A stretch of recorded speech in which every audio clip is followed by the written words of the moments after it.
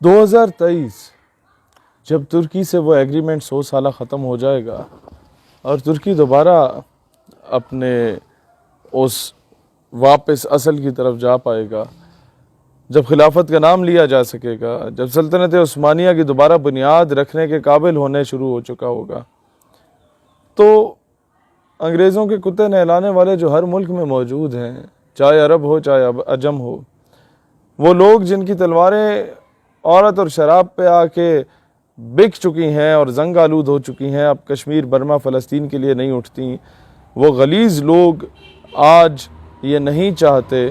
कि तुर्की या उम्मत मुस्लिमा इन टोटलिटी वो मुत्तहिद हो, वो मुनज़्ज़म हो, और उन्हें पता है कि जब दोबारा ये निज़ाम आएगा तो सबसे पहले उन लोगों का एहतसाब होगा। ऐसे लोग हर जगह पे मौजूद हैं। पाकिस्तान बनने से पहले तहरीक खिलाफत जब चली 1914 के बाद जाके 1920, 22, 23 तक, 1857 की जंग आज़ादी में देख लें कि मुसलमानों की सफ़ों में जो कुछ गद्दार बैठे होते थे, जो अंग्रेज़ों को जाके ख़बरें दिया करते थे, वो लोग जब मुसलमान बुरी तरह से कुचल दिए गए, उन लोगों की मदद से, ख़ुद को मुसलमान कहते थे, नमाज़ें भी पढ़ते थे वो, लेकिन अपना ज़मीर बेच देते थे। होता क्या था कि अंग्रेज़ जब यहाँ से जाने लगा तो उसने कहा कि अब बरसग़ीर के ख़ित्ते पे अपना असर रसूख रखने के लिए, बिलखसूस जो पाकिस्तान का ख़ित्ता बनना है, उस पे अपना असर रसूख रखने के लिए हमें ये करना होगा कि अपने टाउट्स जो हमारे घोड़े नहलाते थे, हमारे कुत्ते नहलाते थे, उनको इस मकाम पे पहुंचा दो कि उनकी बात की वेटेज हो।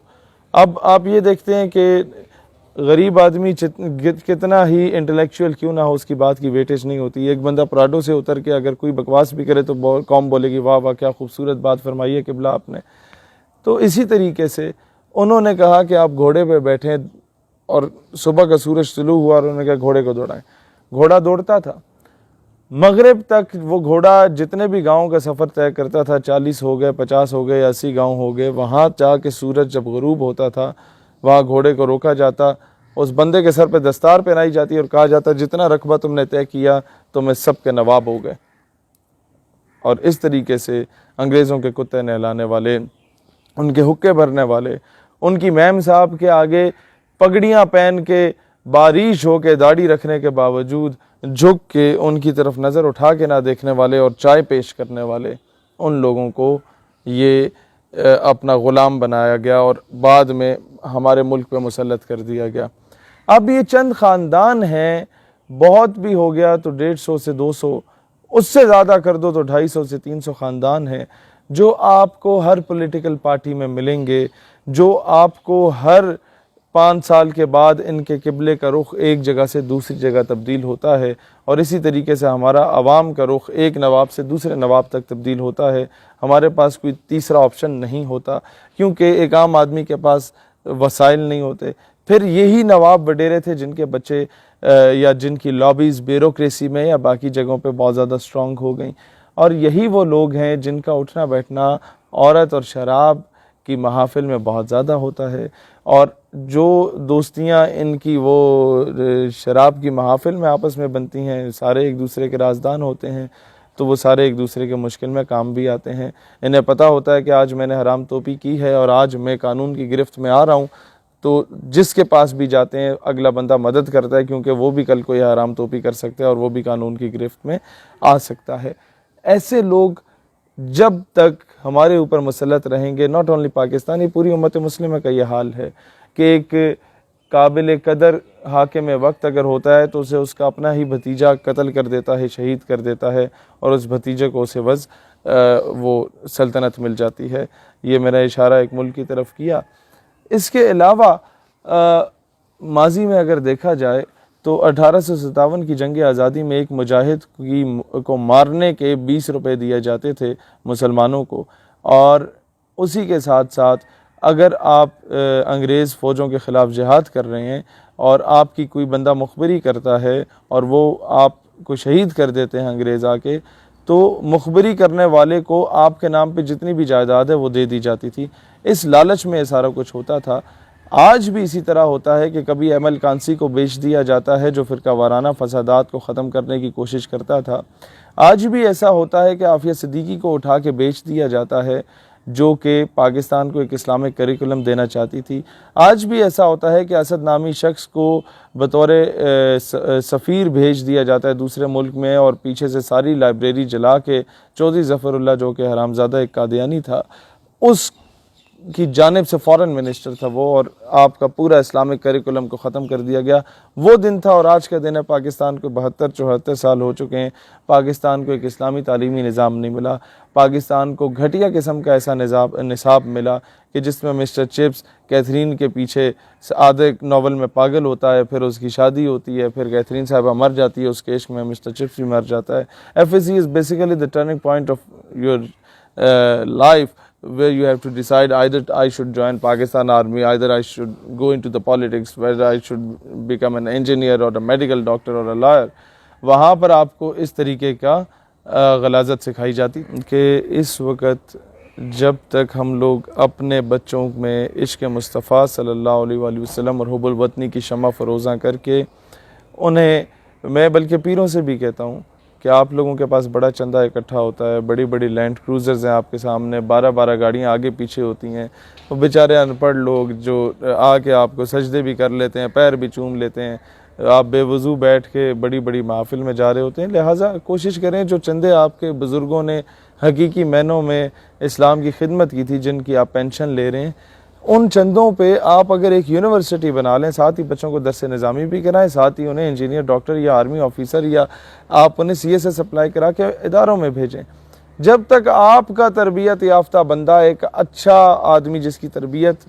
जब अच्छी हो, वो बंदा जब तक असिस्टेंट कमिश्नर या डिप्टी कमिश्नर नहीं बनता, ज़िले या तहसील से चोर बाज़ारी ख़त्म नहीं होगी। ब्यूरोक्रेसी में वही गन डायरेक्टली या इनडायरेक्टली जाता रहेगा। उसकी वजह यह है कि वहाँ पर सिलेक्शन करने के लिए भी ऐसे लोग बिठाए जाते हैं जिनका माइंड सेट यूँ बन चुका होता है। वो हम जैसे लोगों को जो कि चाहते हैं कि पाकिस्तान में Islamic norms, culture and tradition को डिफेंड करने वाले लोग पैदा हों, हम ऐसे लोगों को कहा जाता है कि बड़े फनेटिक किस्म की अप्रोच के बंदे हैं। लिहाजा अब भी ज़रूरत इस अमर की है कि अपने इन पैसे को सही मायनों में यूटिलाइज़ करें। उसके बाद सबसे ज़्यादा ज़रूरी चीज़ आप लोगों को चाहिए है, जो हमारे नज़रिए के लोग सियासी पार्टियों में बेचारे रुल रहे हैं, कोई नून में है, कोई PTI में है, कोई पीपल्स पार्टी में है,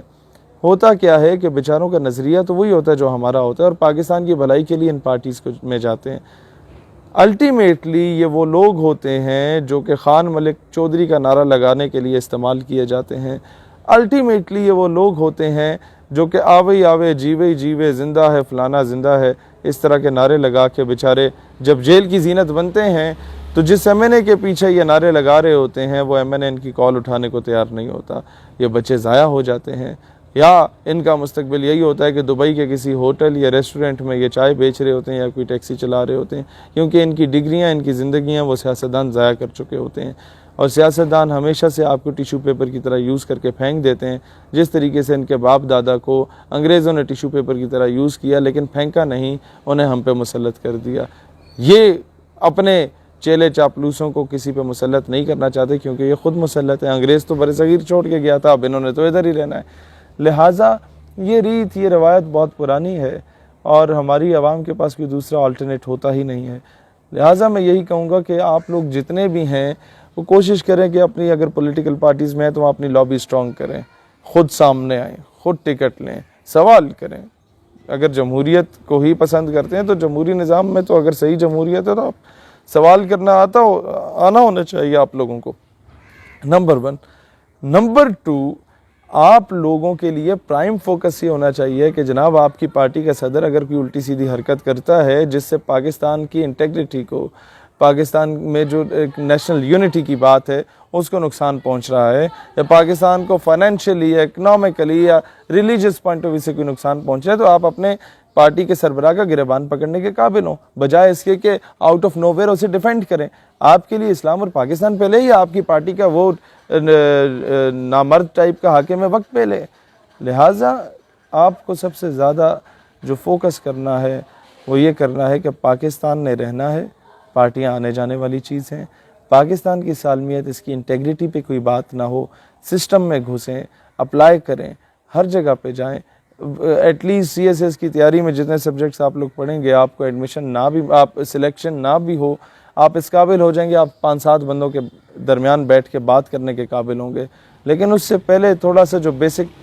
इस्लाम का नॉलेज है वो हासिल करना ज़रूरी है, नहीं तो ये तालीमी निसाब इंसान को फ़ौरन देरिया बनाने में देर नहीं लगाता। ये तालीमी निसाब इंसान को सेकुलर या लिबरल बनाने में देर नहीं लगाता, जो निसाब हम पे मुसल्लत किया गया है। इस निसाब की तब्दीली के लिए हम लोग बहुत जल्द इंशाल्लाह एक बहुत बड़ा जलसा आम 22 नवंबर को लियाकत बाग रावलपिंडी में रख रहे हैं